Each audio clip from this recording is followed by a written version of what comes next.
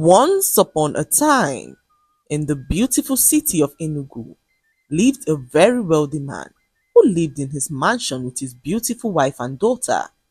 Chief Nwankwo was highly respected in the state. He had so many successful businesses and was known as Omelora, the man who helped others to rise. From luxury hotels to construction companies and even a private school, Chief Nwankwo's name opened doors across Nigeria. His wife, Dr. Uju, was so elegant and kind.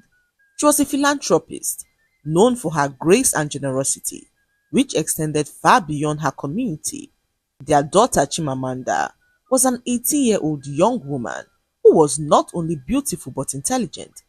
She was by far the most intelligent girl in her school, who graduated as the best graduating student the school had ever seen. Chimamanda was the jewel of her mother and the pride of her beloved father. Whatever she wanted, she got. But Chimamanda never abused this privilege. She was always sensitive to the needs of others and oftentimes shared whatever she got with strangers and people around her who she believed were in need.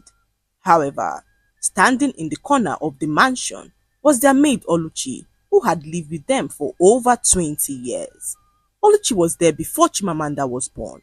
She had come into the Nwankwo household as a teenage girl herself, orphaned with nowhere else to go. Chief Nwankwo and his wife Uju took her in as a teenager, clothed her, fed her and gave her the life that her birth parents who abandoned her years ago could not give to her. Oluchi became more than just a maid. She was more like family and was treated as such by the Nwankwos. Dr. Uju ensured that she never lacked anything good. They enrolled her in a very good school and even paid her way through the university. But Oluchi was still not satisfied. She envied their daughter Chimamanda and desperately wanted to be her. It started off as silent admiration, with Oluchi watching Chimamanda from afar, the way she walked, talked, and how her parents doted on her. Her admiration then began to grow into resentment. Oluchi could not understand why Chief and his wife would not treat her the same way they treated their daughter. Am I not good enough? She questioned herself one night as so many evil thoughts ran through her mind. I've served them. I've been loyal. I've never disrespected them. So why is she the only one with everything? Why can't they see me? Oluchi thought deeply as she made up her mind to do something about it. The next evening, Oluchi took permission from her madam to go see a friend of hers who she claimed gave birth a few days ago. Dr. Uju, being so understanding, allowed her to go pay her friend a visit, not knowing that Oluchi had no friend of such. She boarded a public transport to the outskirts of town, to the shrine of an evil man who was popularly known as Okaka. Okaka was a feared Dibia, rumored to have died and risen with strange powers. He lived deep in the forest alone, and only the desperate went in search of him. Oluchi arrived at the shrine and knelt before him. Who seeks the forbidden? Okaka asked, as Oluchi replied him saying, I do, Oluchi, daughter of no one. I want what my heart cannot bear to lack any longer. She said with trembling lips. Speak it clearly, Okaka commanded, as she bowed her head lower and began to speak. I want Chief Nwankwo and his wife to love me the way they love their daughter Chimamanda. I want their hearts to turn away from her, to hate her with a great passion. I want them to treat me as their daughter, whilst treating her as the maid. Even worse, let her serve me. Let her feel what I've felt all my life. Okaka looked up at her and asked what the young girl did to her, but Oluchi had nothing to say. Okaka agreed to grant her request on the condition that her debts be paid 1 year after her request had been granted. Oluchi agreed, and Okaka did some incantations and told her to leave. A few hours later, Oluchi arrived home and realized that nothing had changed. She approached her madam, who told her to get their dinner ready, as her husband Chief was due to arrive later that night. Oluchi was so furious. She believed that the charm would start working immediately she arrived home. So, she grudgingly walked to the kitchen to prepare their dinner. She stood in the corner and watched as Chief, his wife and daughter ate their meals happily. Oluchi had not been this furious in her entire life. She gripped the kitchen counter, her fingers trembling with rage as she asked herself if the juju was fake. Did Okaka lie? she thought deeply as her anger began to rise. Oluchi cleared the dishes in the sink and went to bed angry. She laid in bed for a few hours, unable to sleep, when suddenly she fell into a very deep sleep. At exactly 12:03 in the morning, a loud crash echoed from Chief Wankwo's room, and Chimamanda, their daughter, rushed in to see what had happened, only to find her father glaring at her with bloodshot eyes. What are you doing in my room? You house girl. Have you lost your mind? Who gave you the audacity to enter here without knocking? Chimamanda froze. Daddy, it's me, Chimamanda, your daughter. Daughter? My only daughter is Oluchi. You're just a girl we picked from the street. Don't ever call me that again. Dr. Ju, to Chimamanda's horror, nodded in agreement. Tears poured down from Chimamanda's eyes as she looked from one parent to the other, praying that it was only a prank, but their faces remained cold and blank. She walked up to Oluchi, trying to understand what was happening, and Oluchi looked her in the eyes and laughed.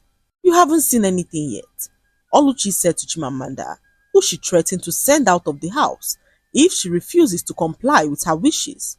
Oluchi walked out on her excited. She smiled wickedly as she relished every second of the confusion and heartbreak that she saw on Chimamanda's face.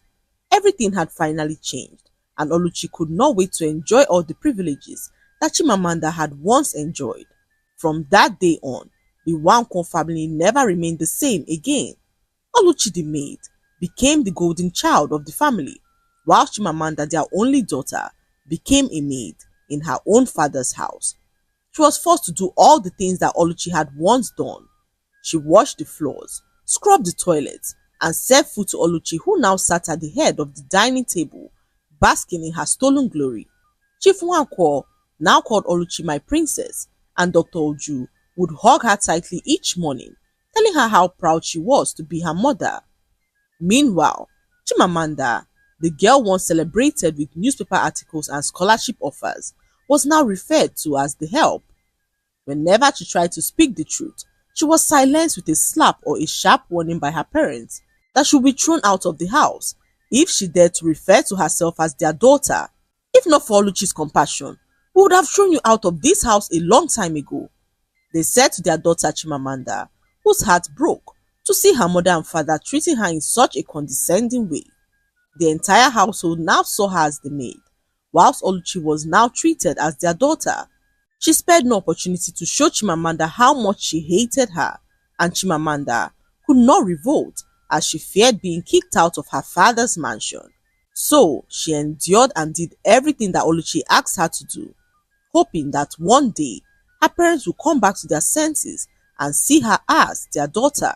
One morning, whilst the rain poured heavily outside, Chimamanda laid in bed sick.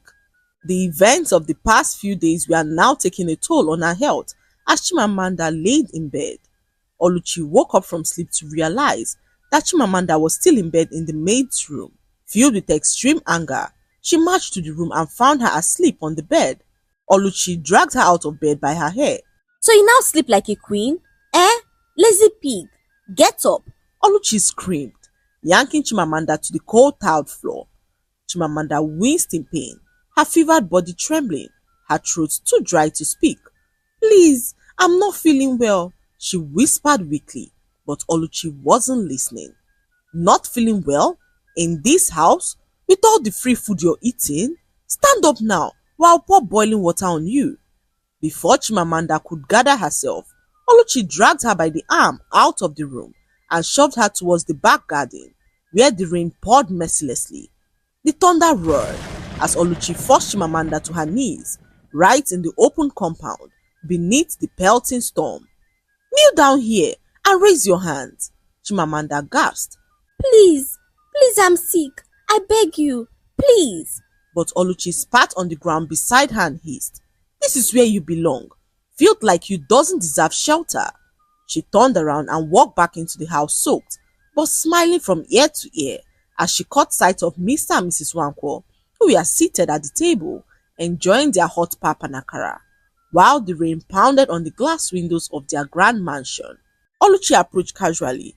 Good morning, mommy. Good morning, daddy, she said as Dr. Oju smiled warmly. Morning, my darling. I hope that ungrateful girl is finally learning her place in this house. Oluchi chuckled as she took her seat at the table and reached for a piece of bread.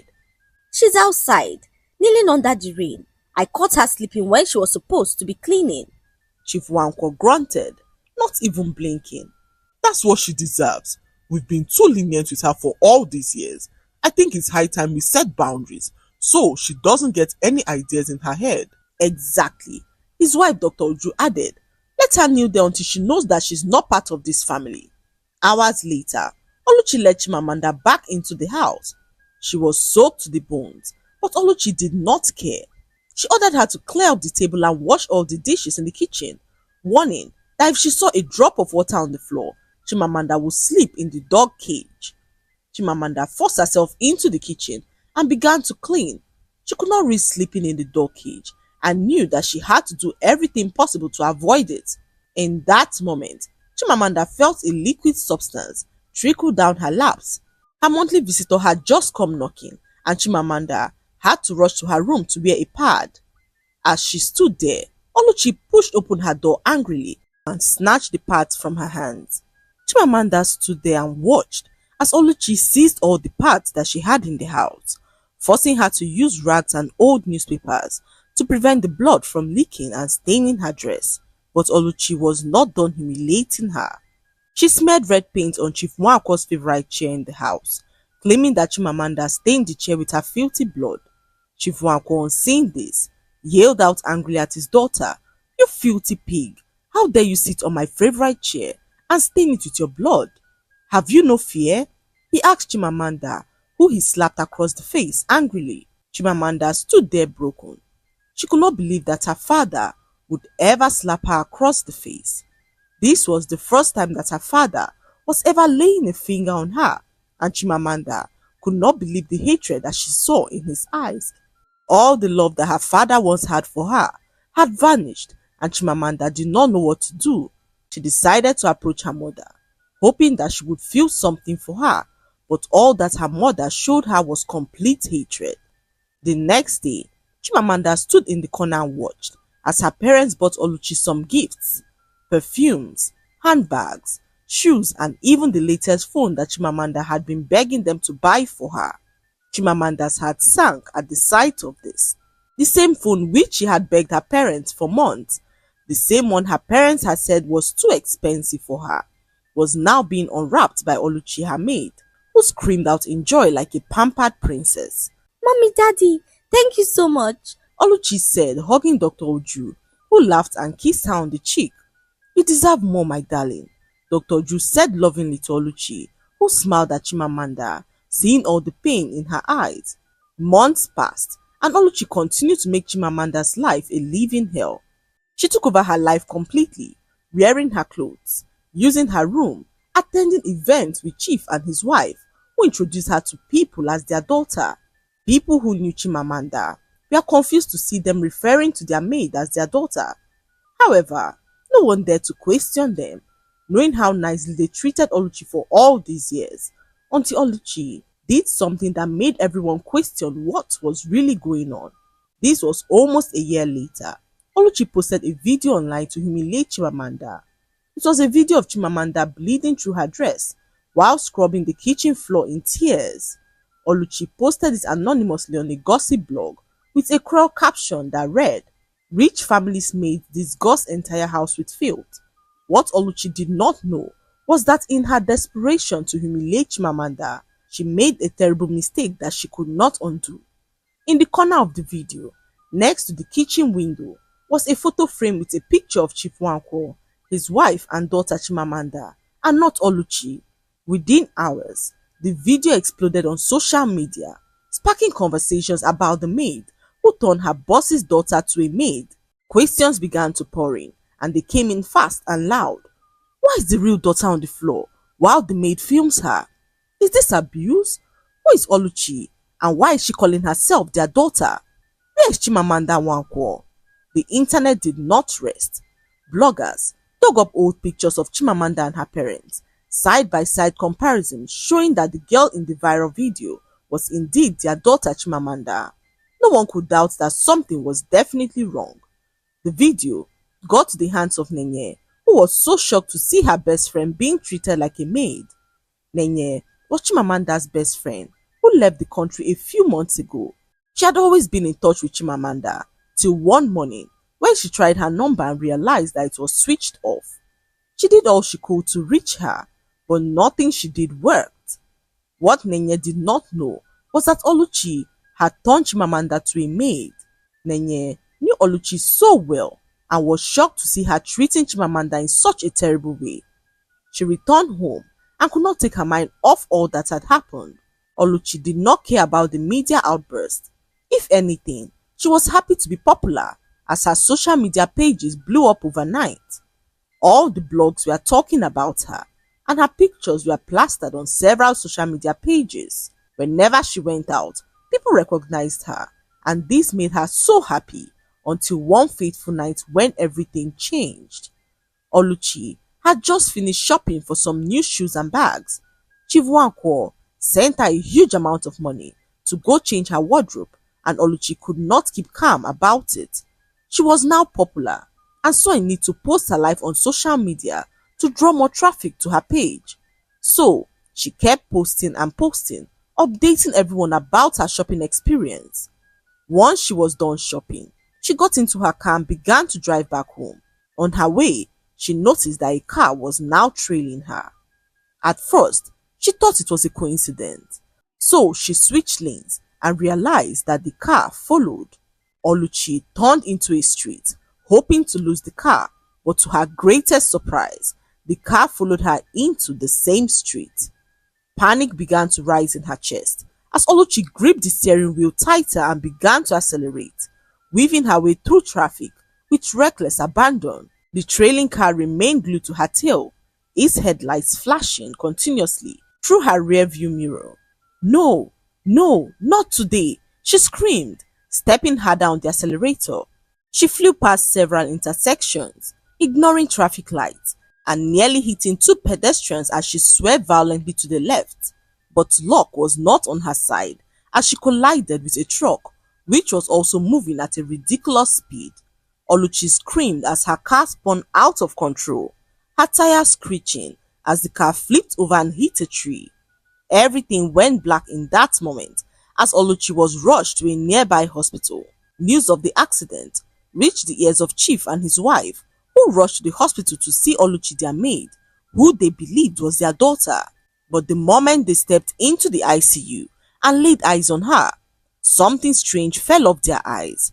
In that moment, all they saw was their maid Oluchi, who was now in coma. Dr. Oju staggered backwards as she clutched her head. Chief Nwankwo gasped, gripping the bed rail for support. His vision blurred for a second, and then suddenly it all came rushing back. Every memory, every lie, every cruel word that had been heard at their real daughter Chimamanda, every slap, every command that they gave to her while she served them as a common maid. Dr. Oju burst out in tears as she began to cry. "What did we do? What did we do to our daughter?" she cried as she trembled. Chief Nwankwo stood frozen, his face drained of color. It was as if a veil had been lifted from their eyes. The evil charm that had clouded their minds for almost a year shattered at the sight of Oluchi's unconscious body. Suddenly, the image of Chimamanda scrubbing the floor, trembling in the rain, bleeding through her dress, all of it flooded back like a nightmare playing on repeat. Dr. Oju broke down completely, wailing uncontrollably beside her husband. "She called me mommy and I spat in her face. I let our poor daughter kneel under the rain. I even slapped her hard across the face. Oh God, I slapped my poor baby," she said as her cry intensified. Chief Nwankwo, the mighty Omelora, collapsed into the nearby chair, covering his face in shame. "I called her a pig. I watched her serve Oluchi like a slave. I slapped her because of an ordinary chair." Neither of them could bear the weight of their guilt. They arrived home later that night, but Chimamanda was nowhere to be found. They searched everywhere for her, but no one seemed to have seen her, not even her best friend Nenye. That night was the longest night of their lives. They sat in their living room, unable to sleep, as they thought of where their daughter could have gone. Morning came, and still there was no sign of their daughter Chimamanda. Her father, Chief, decided to head to the police station to file a missing persons report when suddenly a call came through to his phone. It was a strange caller who revealed to them that their daughter was at the hospital, the same hospital where Oluchi was currently admitted. Chief's heart raced as they both got into the car and began to drive. They drove like mad people and arrived at the hospital a few minutes later. They asked the nurses for their daughter, who directed them to a ward where they saw their daughter sitting on a chair next to Oluchi's bed. Her face was pale with exhaustion, her clothes rumpled, and her long braids slightly messy from the uncomfortable position that she had held all night. The nurses whispered that she had arrived late in the night after hearing about the crash from someone online. When Dr. Uju entered the room and saw her daughter, the tears returned like a flood. She burst out in tears and began to plead with her daughter for forgiveness. "My baby, my sweet, sweet baby, I'm so sorry for all that I did to you." Chimamanda stared, her tired eyes blinking open as she looked around. When she saw her mother crying profusely and her father standing behind her, trembling, she sat upright quickly. She didn't say a word, neither did they for some minutes. There was a long, painful silence, the kind that holds more truth than any speech ever could. Then her mother began to plead for forgiveness. Her father, too, walked closer and began to speak. "I failed you, my daughter. I failed as a father, as a man, as a protector. I let evil bind me. I let you suffer under my roof. Please, my daughter, forgive me," he said to Chimamanda, who revealed to them that she had forgiven them a long time ago. "I forgive you, mother and father, the same way I've forgiven Oluchi for all that she has done. I didn't come here because I wanted to prove anything," she said, her voice barely above a whisper. "I came because I still love her." Her parents looked up at her stunned. "All my life, I saw Oluchi as my big sister," Chimamanda continued. I would watch her braid her hair and help her with her chores. She was the first person to carry me as a baby, the first to teach me how to cook. I loved her like blood. Her voice cracked, but she pressed on. So, when she turned against me, when you both stopped seeing me for who I was, it broke something in me. But no matter how much it hurt, I never stopped loving her. I came here because I needed to see her open her eyes again. The room fell silent as her parents stared at her in disbelief. They could not imagine how much love she had in her heart, despite all the terrible things that they had done to her. Chief, in that moment, decided to do everything within his power to make it up to her. He got her an even better phone from the one that he got for Oluchi and went on to enroll her in a university abroad, the same university her best friend Nenye attended. Chimamanda had always wanted to go abroad, but her parents refused, fearing what would become of her when she was so far away. However, seeing how she handled the whole situation with Oluchi, Chief Nwankwo and his wife decided to give her their blessings to travel, seeing that their daughter had grown into a woman far wiser and stronger than they could ever imagine. Chimamanda was so excited to hear this. Her dream was finally becoming a reality, but a wave of sadness still settled in her heart to see Oluchi unconscious in the hospital. Days passed and Oluchi was still not responsive. Chimamanda approached one of the doctors, who informed her that Oluchi might not make it alive. The news was so devastating to hear, but Chimamanda, instead of breaking down, decided to cling on to hope. The day of her trip arrived, and Oluchi had still not regained her consciousness. Chimamanda rose early that morning, her heart heavy, as she packed the final items into her suitcase. The house was calm, and her parents were so sad to see her leave. They offered to accompany her to the airport, and Chimamanda agreed, informing them that she had one last thing to do before she left Nigeria. She had to go see Oluchi at the hospital, and her parents agreed. When she arrived, the nurses greeted her with sad eyes. Nothing had changed. Oluchi was still lying still in her hospital bed, surrounded by the beeping of the machines. Chimamanda stepped into the room quietly. She walked to the bedside and sat down, staring at Oluchi, who was still lying there unconscious. "You're still not awake," she said softly as she paused, swallowing the lump in her throat. I forgave you a long time ago, Oluchi. I still don't understand why you did what you did, but I understand pain. I know what it means to feel invisible. I wanted to hate you, I did, but all I could think about were the good memories we shared. The memory of you teaching me how to braid my hair, running after me in the compound, calling me small madam, and laughing like we were sisters. That's the Oluchi I chose to remember.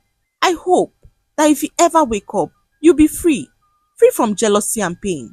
And then, for the first time in months, Chimamanda did something that she hadn't done in a very long time. She closed her eyes and prayed. God, she whispered, if there's anything you can still do for her, please do it. Free her soul. Heal her if you choose to, but if not, give her peace. She sat in silence for a few minutes, then stood up, wiped her tears and turned towards the door.